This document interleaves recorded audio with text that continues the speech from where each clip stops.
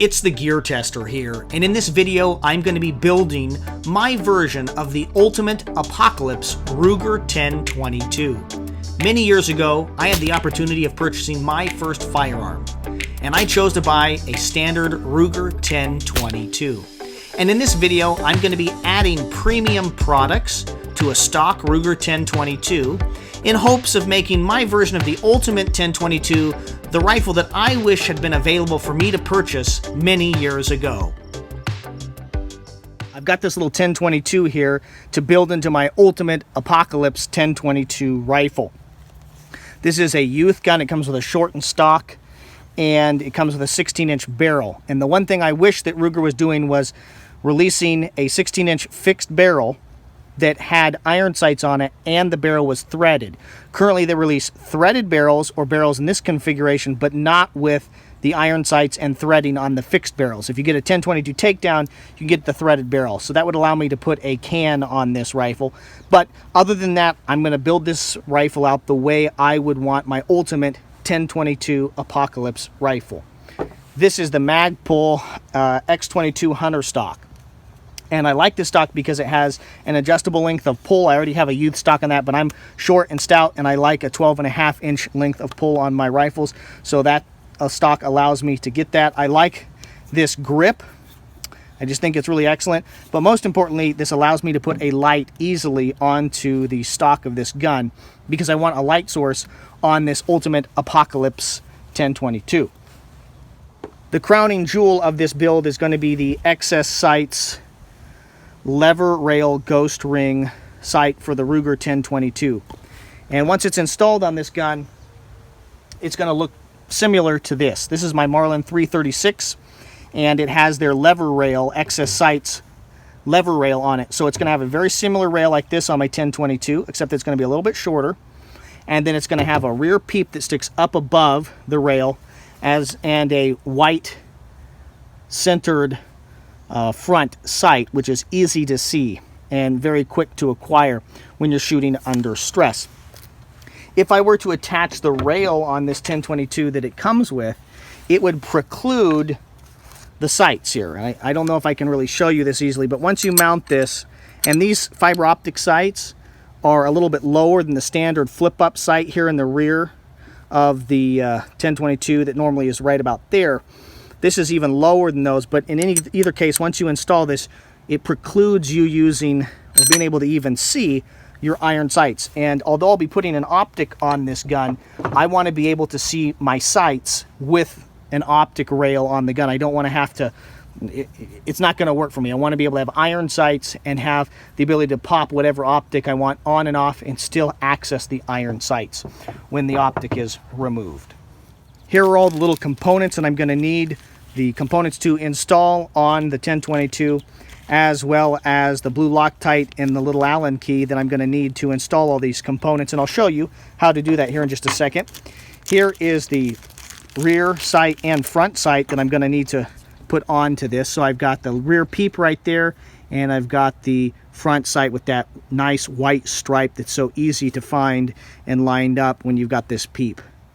If I can complain just a little bit about XS Sights, I wish they included the smaller peep. They've got 3 sizes of peeps. This seems to be the largest one, and I don't need the largest one on my 1022. I would have preferred the medium-sized peep or the smallest. Now, you can order those, but that costs a little bit more.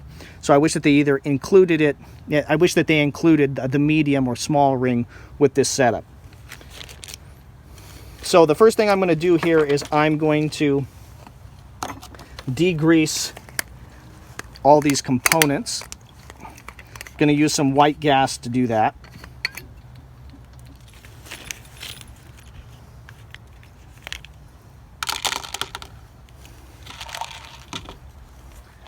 While these little screws and components degrease, I'm going to pop my rifle out of this stock that it came with into the Magpul Hunter stock, and then we'll start driving off the sights that came with the Ruger, the standard sights, and we'll start installing the rail and then the front sight on this little gun. I've already removed this screw from the stock. All you need to do then is make sure that your safety is in a halfway position, and that's unnatural because it wants to be on one side or the other, but in order to get it out, the action out through the stock, you're going to need to kind of get it in a intermediate position. And then you're just going to grab the barrel and pull down, and it's going to come right out.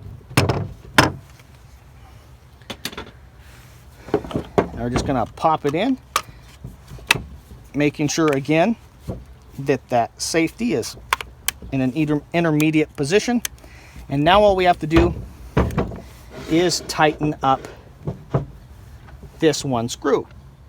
We've got to get these little screws out of the top of the receiver in order to attach any rail, whether that's the standard scope rail that comes with your 1022 or a excess sight rail or some other brand of rail. These pop right out. You need to remember that this receiver is aluminum, so you need to be careful because it would be easy to strip these out if you started reefing on them too much. So you just gotta kind of take your time.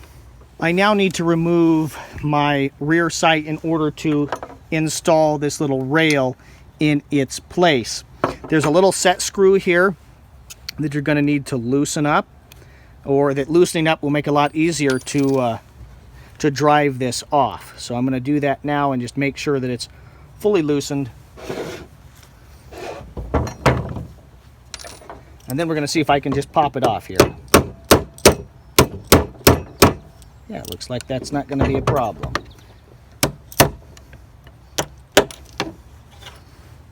Off you go.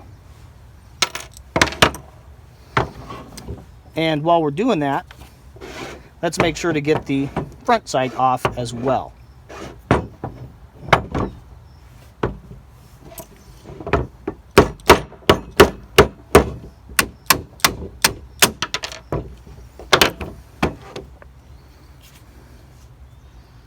So we've got that little dovetail as well as this little dovetail right there. So the genius of this little excess sight rail is that it uses this little dovetail here on the barrel that's your rear sight dovetail, and allows you to dovetail in this little piece right there, which you may have to sand a little bit, and then it allows you to lock this rail down onto that by attaching a little screw that bolts down and pulls this whole thing together. And I think that's very innovative. So I'm trying to fit this little component into the dovetail there, the rear dovetail on my 1022, and it's not fitting. So what you're supposed to do here is take a file or some sandpaper, and you're just supposed to start working the bottom of this sight down until it fits into that dovetail. So you're gonna just take your time here. This is, if you rush this part, you can really screw it up. So this is just about time, enjoying the process. Just gonna run the sight or this little component across the file.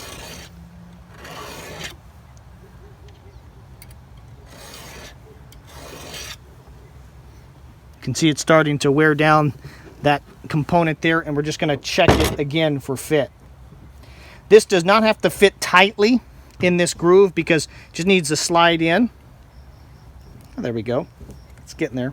It doesn't have to fit super tightly into this groove because it's going to get pulled up. We just need it to fit easily enough that we can get it in and out.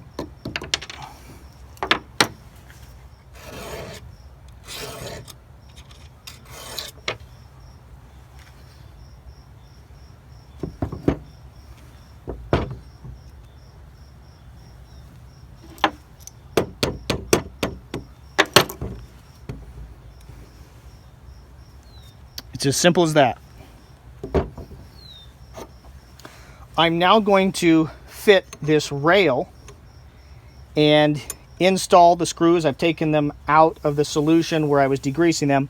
I'm going to install them into the rail and fit this rail, and then I'm going to back each of these screws out, put a little Loctite on the screw, and then individually put each one in while the whole rail is still held down by the other components, so there's no shifting or moving around. You will notice that that there are varying sizes and heights of some of these screw components. So I have 3 like this right there, and 1 that's longer. Just a little point of clarification, that longer screw out of the set is going to go here in this little hole. Okay, and that whole little setup is going to attach this way into the back of the 1022 rail. So I've got all the little screws and the rail installed. It's rock solid, and now I've just got to back all the screws out, Loctite them, and put them in. So I'll back this one out, Loctite it, and put it in. This little system right up here front, I'll give you a little more detail on as I Loctite that. There are these 2 other holes, and I have 3 of these little set screws remaining, and maybe they've given me an extra one. I don't know if I'm supposed to put these in. It doesn't seem to me like this is drooping and needs to be brought up. That doesn't seem to be a problem. It's bottomed out here. Doesn't seem to be moving. So I wonder if those set screws were for 1022s that were manufactured in the past. They used to make a lever action 1022 style gun that had a lever, and that was chambered in 22 long rifle and 22 Magnum. So maybe that's what these are for. I don't know. I'm going to leave them out. I checked online, and they did not have very detailed instructions on how to install this on your 1022.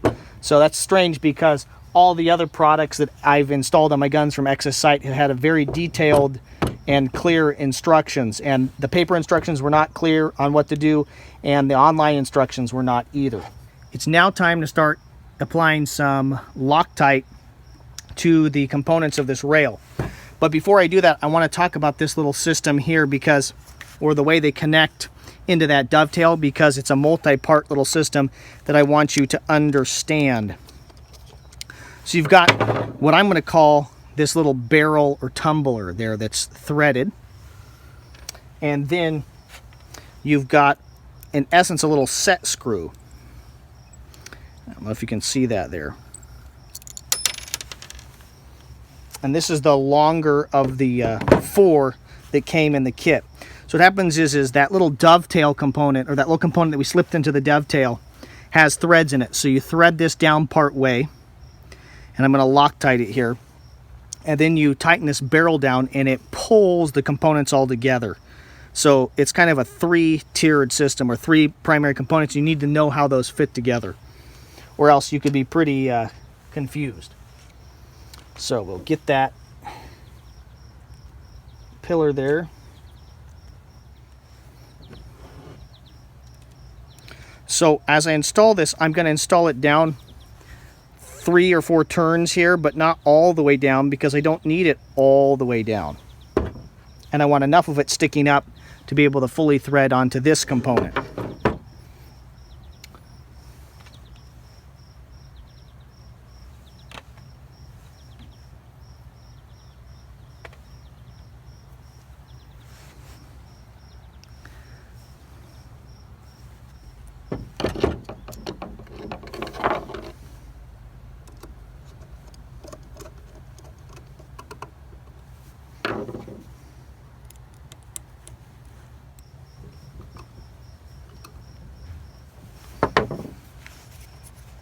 Just want to reiterate, I have no idea what I'm supposed to do with these 2 holes.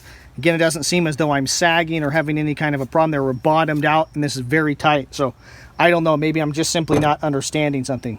So I'm just going to now Loctite these components on, and we'll be done with the install of the rail, and I just need to now install the front sight and then take it out and zero it. Now I've used this little screwdriver to make sure everything fit together, and then to tighten things down after Loctiting it. But I'm going to go back with this Leatherman. I got a little more torque on it, and just make sure that these are really tightened down here. You're tightening steel screws into this aluminum receiver, so you don't want to over tighten things. It's time now to install the front sight into that front sight dovetail. This is a very similar process to installing that component into the rear dovetail that you saw me do. We're going to fit this, and then we're going to file it down if we need to. Of course, we'd want to set it up with the white stripe this way so that we can see the white stripe, which is the correct way to install it. So as I've already tried to fit this on, it does not want to go on easily. So we're going to just run it on the file a few times.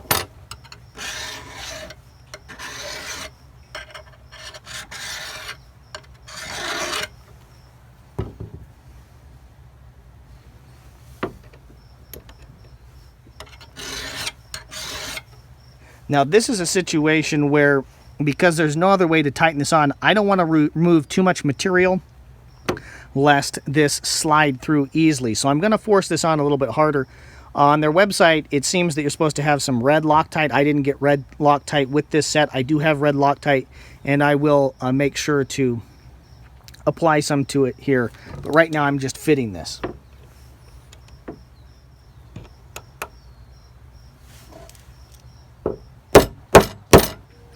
So I've got this front sight centered and fitted correctly, but now I need to drive it back off and apply the red Loctite.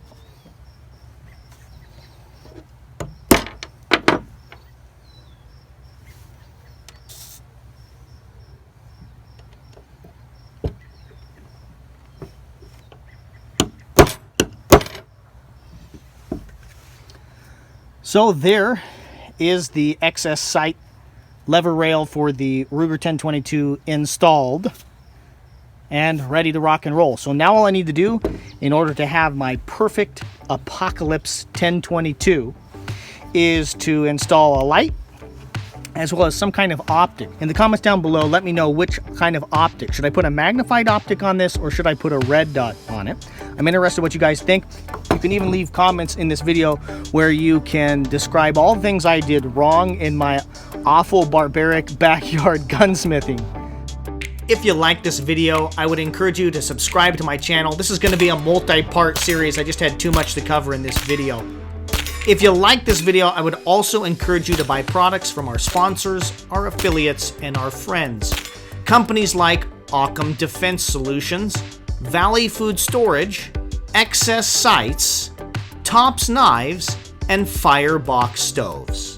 Thank you very much for your views and your subscriptions. This is the Gear Tester signing off.